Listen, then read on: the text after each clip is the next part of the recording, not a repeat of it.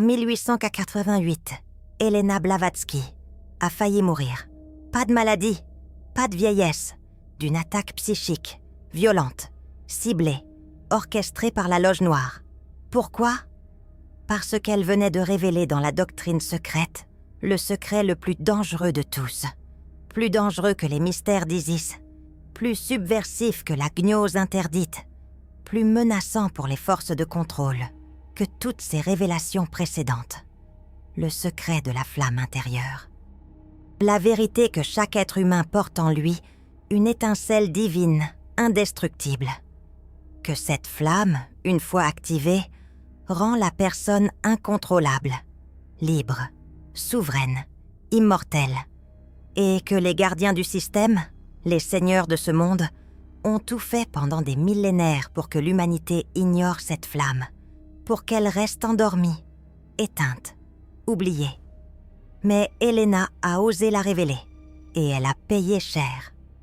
Dans les prochaines minutes, vous allez découvrir ce secret. Le même pour lequel Elena a risqué sa vie. Et comment activer cette flamme en vous, maintenant? Avez-vous déjà ressenti, au plus profond de vous, que vous êtes plus que ce corps, plus que ces pensées, plus que cette personnalité? Qu'il y a en vous quelque chose d'éternel, d'indestructible, de divin? Ce n'est pas une illusion, c'est la vérité la plus profonde de votre être. Les maîtres ascensionnés l'appellent la flamme intérieure, la monade, l'atman, l'étincelle divine. C'est un fragment du feu primordial, de la source elle-même, qui habite dans votre cœur spirituel, pas le cœur physique, le cœur énergétique, le chakra du cœur. Et cette flamme ne peut jamais s'éteindre. Elle peut être voilée, oubliée, ignorée, mais jamais détruite, parce qu'elle est divine. Elle est vous, le vrai vous, celui qui existait avant cette incarnation, celui qui existera après, celui qui a traversé des centaines de vies et qui traversera toute l'éternité.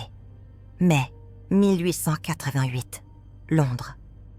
Appartement d'Elena Blavatsky à Holland Park, 3 heures du matin. Elena se réveille en sursaut, une pression terrible sur sa poitrine. Elle ne peut pas respirer.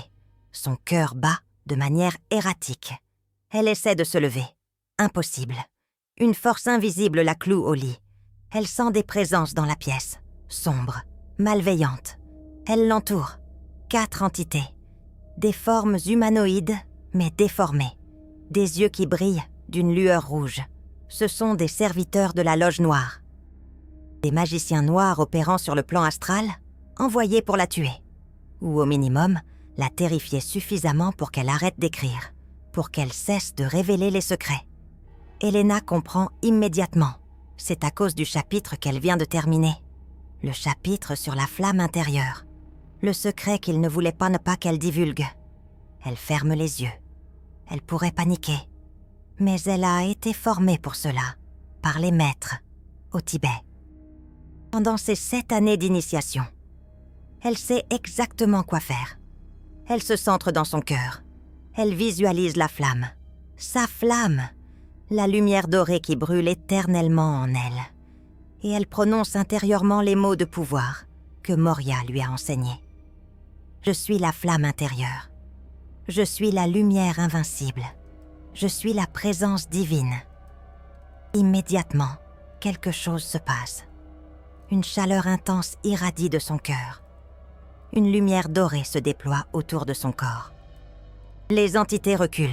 Elles sifflent, comme des serpents exposés au feu. La lumière s'intensifie, de plus en plus brillante. Et soudain, les 4 entités disparaissent, chassées, dissoutes, incapables de supporter la vibration de la flamme intérieure, activée. Elena ouvre les yeux. Elle respire profondément. Son cœur retrouve son rythme normal. Elle est saine et sauve, protégée par sa propre divinité intérieure. Et elle sait, à ce moment-là, qu'elle doit absolument transmettre cette connaissance. Peu importe le prix, peu importe les attaques, ce secret doit être révélé.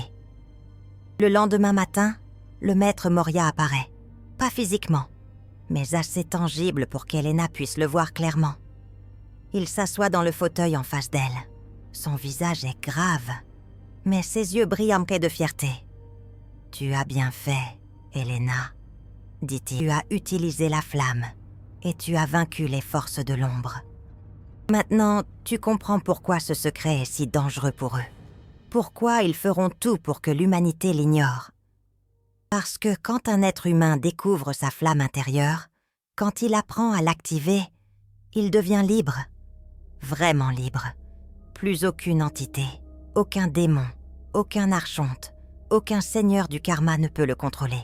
Il devient souverain. Et c'est exactement ce qu'ils ne veulent pas. Moria révèle alors à Elena l'histoire secrète de la flamme intérieure. Au commencement, dit-il, quand les monades, les étincelles divines, sont descendues de la source pour s'incarner dans la matière, elles portaient leur flamme pleinement activée, pleinement consciente. Les premiers êtres humains, les premières races racines, vivaient dans la conscience permanente de leur divinité. Ils savaient qui ils étaient. Ils se souvenaient de leur origine. Ils communiquaient directement avec les plans supérieurs. Ils étaient des dieux incarnés. Mais ensuite, la grande chute est arrivée. Pas la chute biblique d'Adam et Ève, la vraie chute. La chute dans la densité, la perte progressive de la conscience divine. Et avec cette chute, la flamme intérieure s'est voilée, progressivement, jusqu'à ce que l'humanité oublie complètement son existence. Et ce n'était pas un accident, continue Moria. C'était un plan, un coup d'état cosmique, orchestré par des entités qui voulaient contrôler l'humanité. Les textes gnostiques les appellent les archontes. Les textes théosophiques les appellent la loge noire. Peu importe le nom. Ce sont des êtres qui se nourrissent de l'énergie émotionnelle humaine, de la peur, de la souffrance, de la colère. Et pour récolter cette énergie, ils avaient fort besoin que l'humanité reste dans l'ignorance, qu'elle oublie sa divinité, qu'elle se croie faible, limitée, mortelle, pécheresse. Alors ils ont créé des systèmes, des religions qui enseignent que Dieu est extérieur. Séparé, inaccessible. Des philosophies qui enseignent que l'homme est par nature imparfait, coupable, besoin d'être sauvé. Des structures sociales qui maintiennent les gens dans la survie, dans la peur, dans le contrôle. Et tout cela pour une seule raison, empêcher l'humanité de découvrir la flamme intérieure, de se rappeler sa divinité, de s'éveiller à son pouvoir véritable. Mais maintenant, dit Moria, c'est le temps du réveil. Le moment où les âmes anciennes se souviennent. Où elles découvrent la flamme, où elles l'activent. Et ton rôle, Elena, est de transmettre la technique, le protocole pour rallumer la flamme, pour que ceux qui sont prêts puissent devenir souverains, libres, incontrôlables. Elena demande « Quelle est cette technique? Comment active-t-on la flamme intérieure ?» Moria sourit. « C'est simple, dit-il. Terriblement simple. Et c'est pour cela qu'elle a été cachée sous des couches de rituels compliqués, de pratiques ésotériques, complexes, de systèmes initiatiques exclusifs, pour que les gens pensent qu'il faut être spécial pour y accéder. Mais la vérité, c'est que chaque être humain peut activer sa flamme, immédiatement, maintenant, sans intermédiaire, sans permission, sans initiation extérieure. Parce que la flamme est déjà là. Elle a toujours été là. Il suffit de la reconnaître, de la nommer, de l'invoquer. Voici la technique que Moria a transmise à Elena cette matinée de mai 1888 et qu'Elena a risqué sa vie pour révéler dans la doctrine secrète. Écoute attentivement. Trouve un endroit calme. Assieds-toi confortablement. Ferme les yeux. Respire profondément 3 fois, puis porte ton attention sur ton cœur. Pas le cœur physique, le centre de ta poitrine, le chakra du cœur.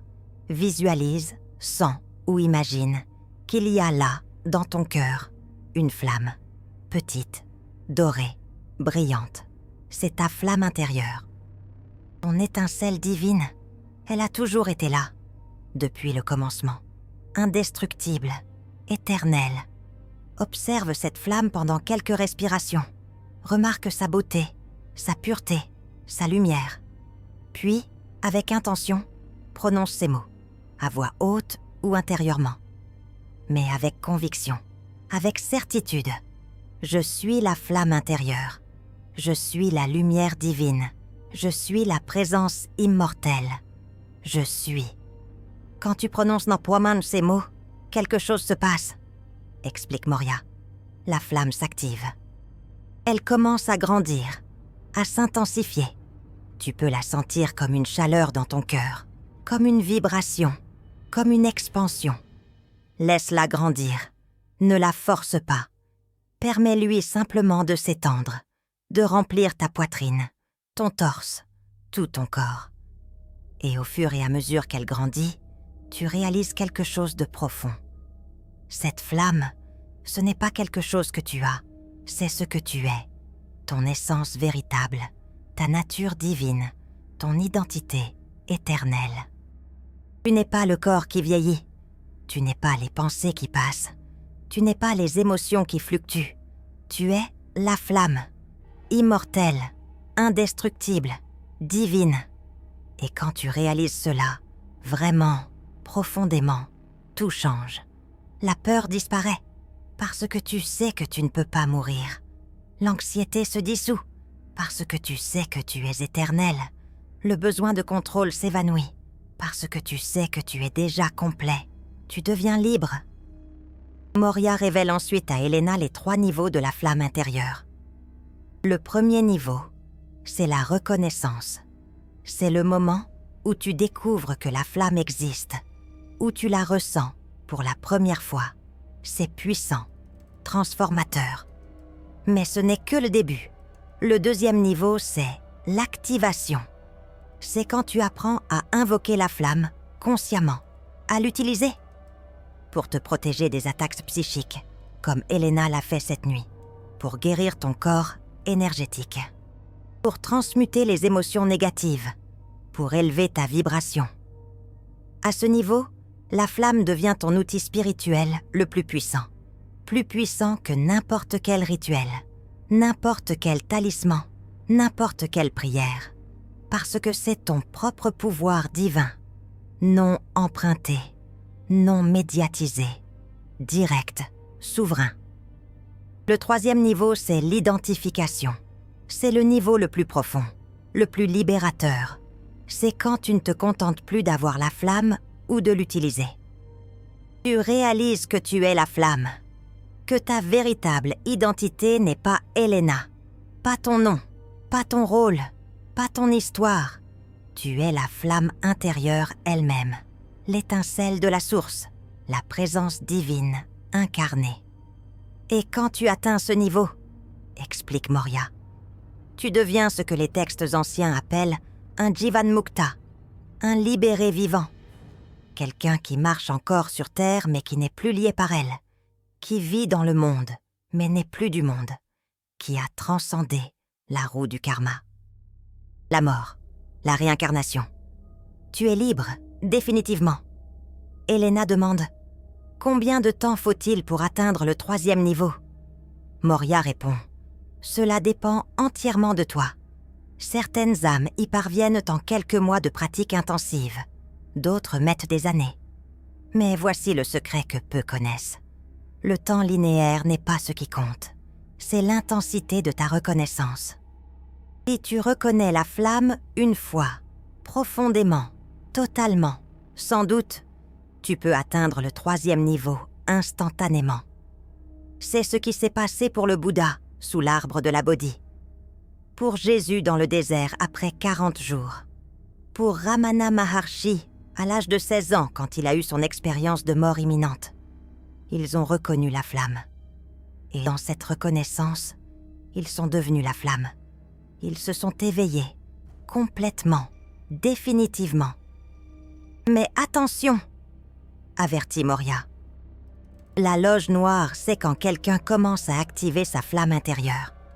Et elle envoie des interférences, des doutes, des peurs, des distractions. des attaques parfois, comme celle que tu as vécue cette nuit. Leur but est de te faire oublier la flamme, de te reconnecter à ton identification au corps, à l'ego, à la peur. Alors voici comment reconnaître et neutraliser leur tactique.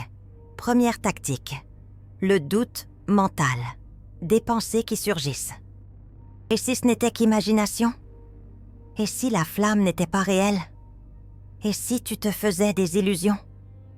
Tes pensées ne viennent pas de toi. Elles sont implantées par des entités qui veulent que tu abandonnes la pratique. Comment les neutraliser? Ne les combats pas. Observe-les simplement et retourne à la flamme. La flamme est plus réelle que n'importe quelle pensée, plus réelle que le doute lui-même. Deuxième tactique, la fatigue soudaine. Tu commences la pratique et soudain, une fatigue écrasante t'envahit. Tu veux dormir, arrêter, remettre à plus tard. C'est une interférence énergétique. Comment la neutraliser? Respire dans la flamme. Demande-lui de te revitaliser. Tu verras que la fatigue n'est pas réelle. Elle disparaîtra dès que tu te reconnecteras à ta source divine. Troisième tactique, les distractions externes. Le téléphone qui sonne, quelqu'un qui frappe à la porte, un bruit soudain. Toujours au moment précis où tu commences à sentir la flamme. Ce ne sont pas des coïncidences, ce sont des synchronicités négatives, orchestrées pour briser ta concentration. Comment les neutraliser? Établis un espace sacré avant de commencer. Déclare à voix haute. Cet espace et ce temps sont protégés par la flamme intérieure. Aucune interférence n'est permise. Et tiens bon, continue la pratique même si les distractions arrivent. Quatrième tactique, les émotions négatives amplifiées. Pendant ou après la pratique, une tristesse inexplicable monte. Ou une colère, ou une anxiété. Très intense, qui semble venir de nulle part. C'est une attaque émotionnelle. Le but est de te faire associer la pratique de la flamme avec des émotions négatives, pour que tu arrêtes. Comment neutraliser? Reconnais que ces émotions ne sont pas les tiennes. Place-les dans la flamme. Visualise qu'elles se consument, se transmutent en lumière. La flamme intérieure est un feu alchimique. Elle peut tout transmuter. Cinquième tactique, le découragement spirituel. Après plusieurs jours ou semaines de pratique, une pensée vient. Cela ne sert à rien. Je ne progresse pas, je perds mon temps. Ce découragement est fabriqué. C'est le signe que tu approches d'une percée, que tu es sur le point d'activer la flamme à un niveau plus profond. Et les forces de l'ombre paniquent. Comment neutraliser? Persiste, continue. Même sans résultats apparents, la flamme travaille dans l'invisible. Les transformations les plus profondes sont souvent silencieuses. Moria donne ensuite à Elena un protocole spécifique, la pratique des 21 jours de la flamme intérieure. Pendant 21 jours consécutifs, sans interruption, tu vas faire ceci. Chaque matin, au réveil, avant de faire quoi que ce soit d'autre, assieds-toi, ferme les yeux, connecte-toi à ta flamme intérieure, prononce les déclarations « Je suis » et reste avec la flamme pendant au moins 10 minutes. Laisse-la grandir. Remplir ton corps, ton aura, ton espace. Chaque soir avant de dormir, répète le même processus. 10 minutes, connexion à la flamme. Déclaration, je suis. Expansion de la lumière.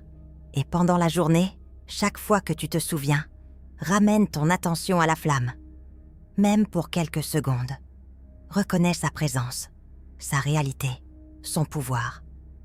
Au bout de 21 jours de cette pratique intensive, quelque chose d'irréversible se produit. La flamme intérieure s'ancre, devient permanente dans ta conscience. Tu ne peux plus l'oublier. Même quand tu n'y penses pas, elle continue de brûler, de te protéger, de t'élever. Tu es entré dans le 2e niveau, l'activation permanente.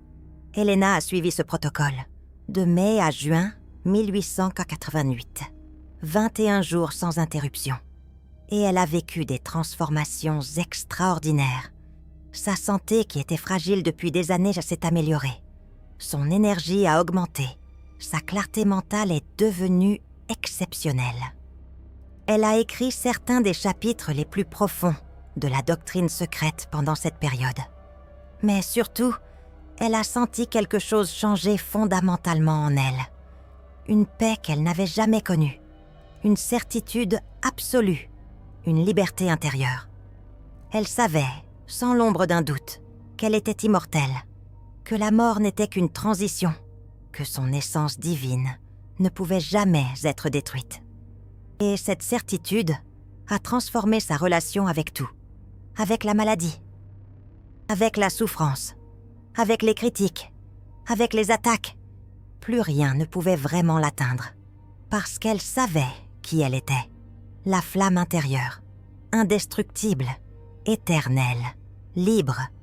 Au 7e jour du protocole, quelque chose de remarquable s'est produit. Elena l'a noté dans son journal personnel, qui a été découvert des décennies plus tard. Elle écrit « Ce matin, pendant la méditation sur la flamme, j'ai eu une vision.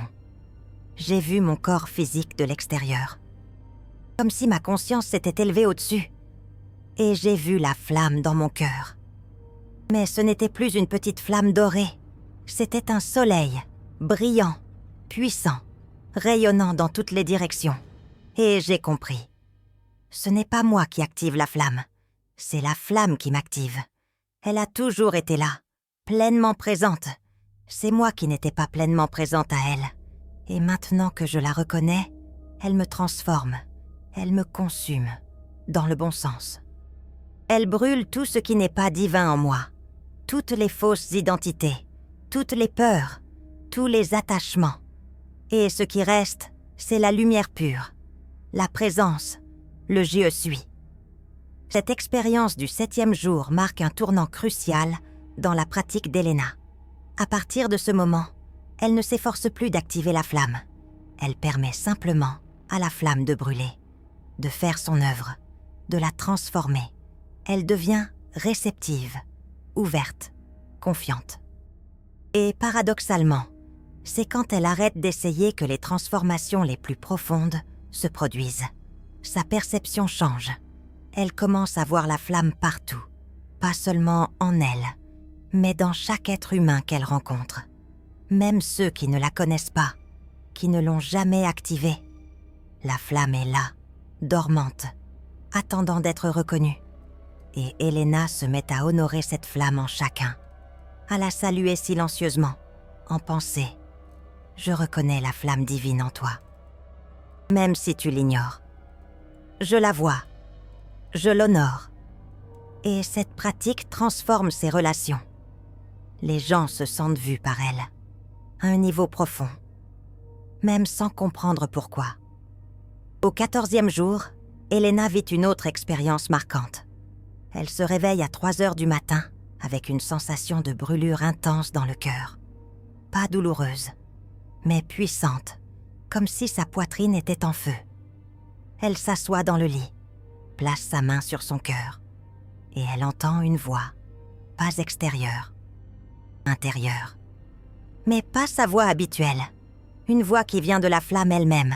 Elle dit « Tu es prête maintenant, pour le véritable éveil, pour la reconnaissance totale. Es-tu prête à mourir ?» Elena comprend immédiatement. Ce n'est pas une mort physique, c'est la mort de l'ego, la mort de Elena en tant que personnalité séparée, pour renaître comme la flamme, comme la présence divine. Elle hésite pendant quelques secondes, puis elle répond intérieurement « Oui, je suis prête, alors brûle.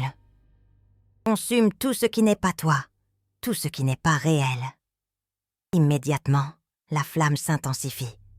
Elena sent comme si son corps entier était embrasé. Pas physiquement, énergétiquement. Toutes ses cellules vibrent. Son cœur bat rapidement. Sa respiration s'accélère, puis se calme, devient profonde, presque inexistante. Et soudain, le silence. Un silence plus profond que tout ce qu'elle a jamais connu. Et dans ce silence, elle disparaît. Elena disparaît. Il ne reste que la flamme. La présence. Le JE suit sans attribut. Combien de temps cela dure? Quelques minutes? Une heure? L'éternité? Elle ne sait pas. Le temps n'existe plus. Seul existe l'être, la conscience pure, la lumière. Puis progressivement, Elena revient. Ou plutôt, la flamme reprend la forme de Elena. Mais quelque chose a changé. Définitivement, irréversiblement. Elle n'est plus la même.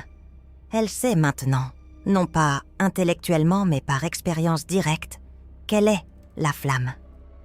Que Elena n'est qu'un nom, un rôle, un véhicule. Mais pas son identité véritable. Son identité véritable est la présence divine, immortelle, indestructible, une avec la source. Dans les jours qui suivent cette expérience, Elena entre dans le 3e niveau. L'identification. Elle vit depuis la flamme, pas depuis la personnalité, pas depuis l'ego, depuis la présence, et sa vie devient complètement différente. Les choses qui la préoccupaient avant perdent leur importance. Les opinions des autres, la reconnaissance, le succès, l'échec, tout cela devient secondaire, parce qu'elle sait qui elle est, et rien de ce qui se passe dans le monde extérieur ne peut changer cette réalité. Elle est la flamme. Point.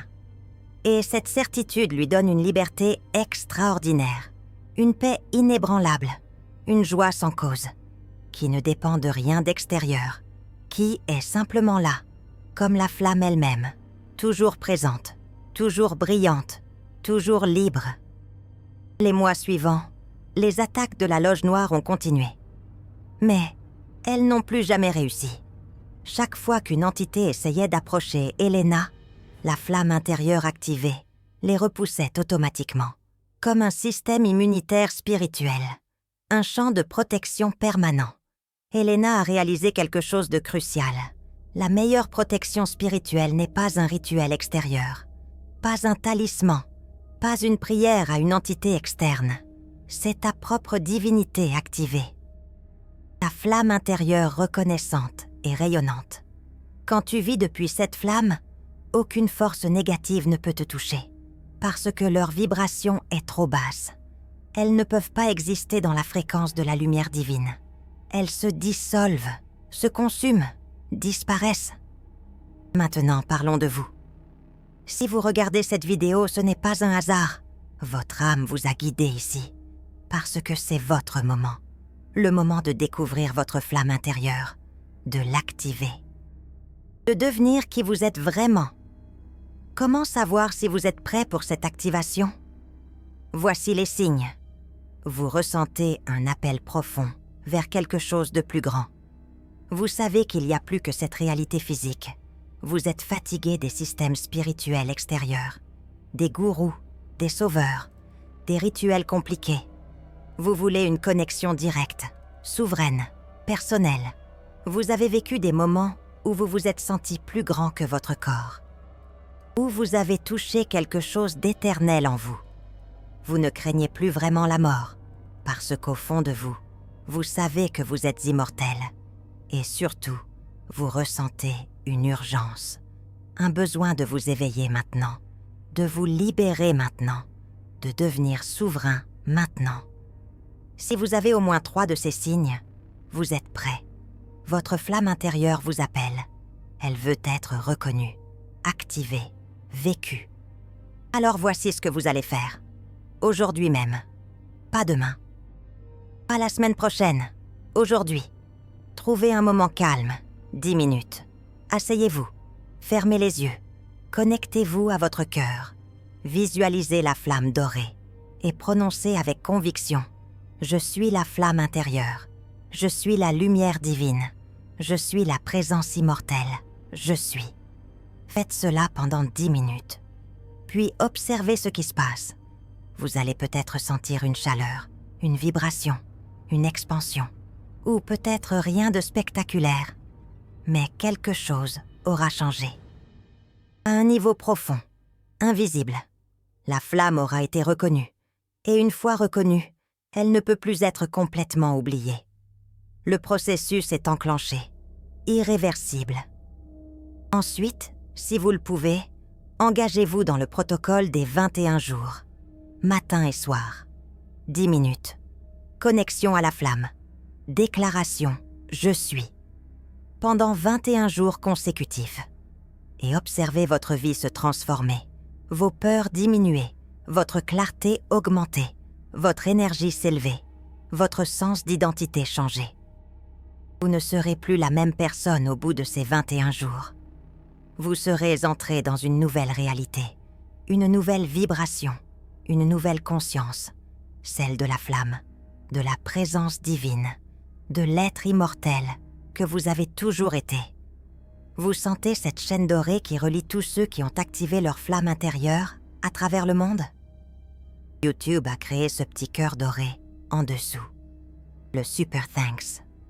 Quand vous offrez un Super Thanks, vous n'achetez pas du contenu. Vous honorez le sacrifice qu'Elena a fait pour transmettre ce secret. Vous dites « Je reconnais la valeur de cette connaissance. Je fais partie de ceux qui activent la flamme. » Chaque Super Thanks allume symboliquement une flamme de plus dans le monde. Une âme de plus qui se souvient, qui s'éveille, qui devient libre. Le montant ne compte pas. C'est l'intention, c'est la reconnaissance, c'est une flamme qui en honore une autre. Elena Blavatsky a terminé d'écrire La doctrine secrète en 7888. Le livre a été publié. Malgré les attaques, malgré les interférences, malgré le prix qu'elle a payé. Et ce livre a changé le monde. Il a réveillé des milliers d'âmes qui ont découvert la flamme intérieure, qui l'ont activée, qui sont devenues libres. Et maintenant, plus d'un siècle plus tard, vous êtes ici, lisant ces mots, recevant cette transmission, découvrant le même secret, la même flamme, parce que l'œuvre d'Elena continue, à travers tous ceux qui osent reconnaître leur divinité, activer leur pouvoir, devenir souverain. Vous êtes la continuation de sa mission, la preuve que son sacrifice n'a pas été vain, que la flamme ne peut pas être éteinte, qu'elle se transmet d'âme à âme, de cœur à cœur, d'éternité en éternité. Avez-vous ressenti la flamme pendant cette vidéo, en lisant ces mots, cette chaleur dans votre cœur, cette expansion, cette reconnaissance? Écrivez dans les commentaires « Je suis la flamme », pas pour moi, pour vous, pour ancrer la déclaration. Pour que d'autres flammes vous trouvent, pour que la chaîne dorée se renforce, pour que l'éveil collectif s'accélère. Vous n'êtes pas seul dans cette activation. Des milliers à travers le monde découvrent leur flamme en ce moment même. Le réveil est en cours. Êtes-vous prêt à brûler ?